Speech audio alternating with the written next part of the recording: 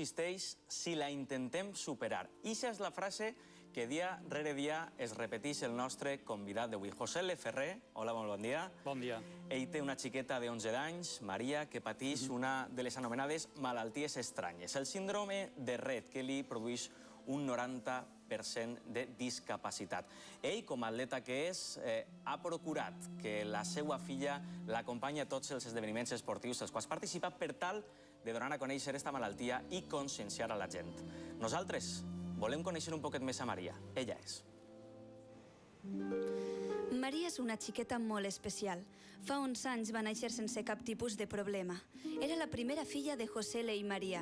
Tot era perfecte fins que als 18 mesos li van diagnosticar una malaltia fatal, la síndrome de Rett. Maria vol i sent com els altres, o pot ser més, però no pot parlar ni caminar. Els seus ulls expressen les paraules que no pot pronunciar i son pare s'ha convertit en les seues cames. Des de fa uns anys competeixen junts en totes les maratons i triatlons per a donar a conèixer la malaltia, però també perquè Maria no deixa de riure durant tots els quilòmetres que dura la carrera. Han recorregut les proves més difícils, creuat metes impossibles i aconseguit les medalles més valuoses, però li'n falta una de les més importants, la que posa «He guanyat definitivament esta malaltia».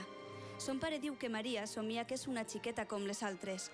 Potser algun dia podrà recórrer ella sola la carrera més complicada, la vida.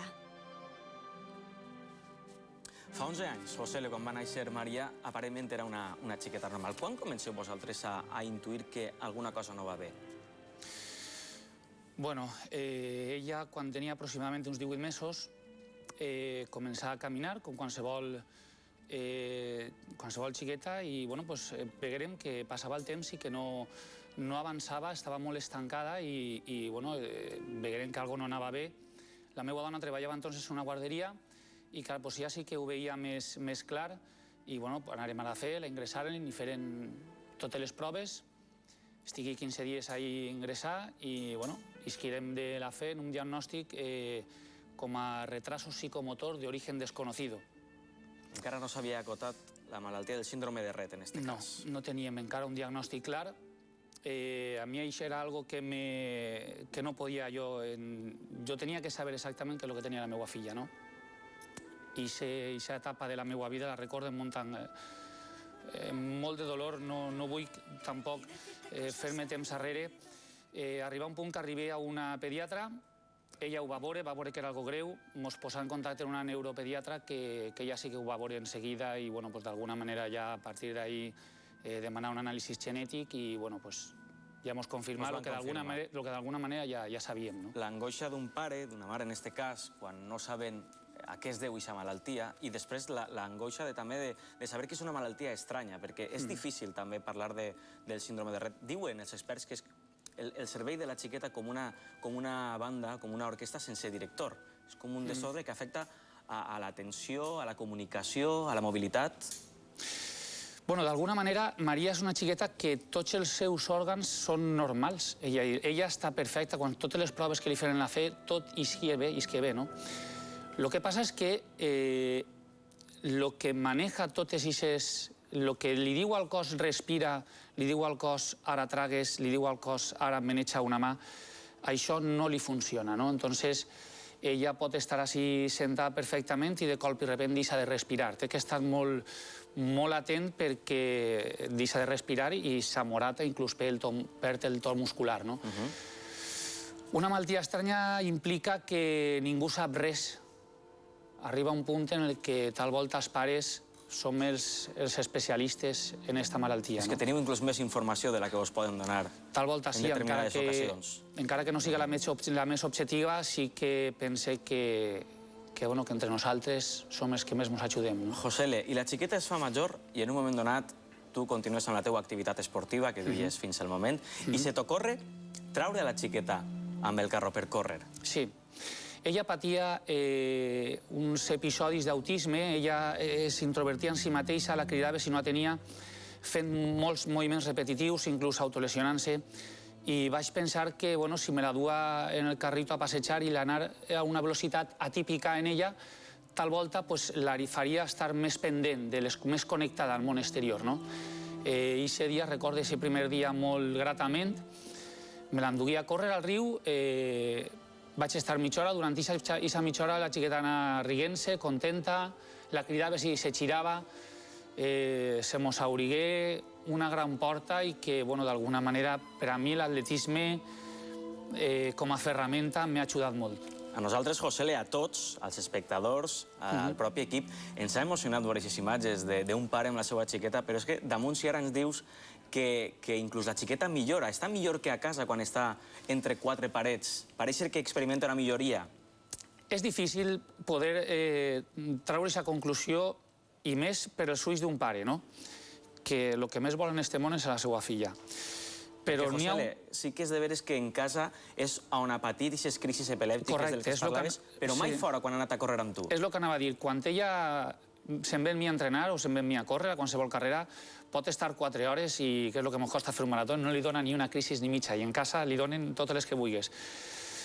És una dada molt concreta que tal volta no tinga una explicació mèdica, però que ahí està, no?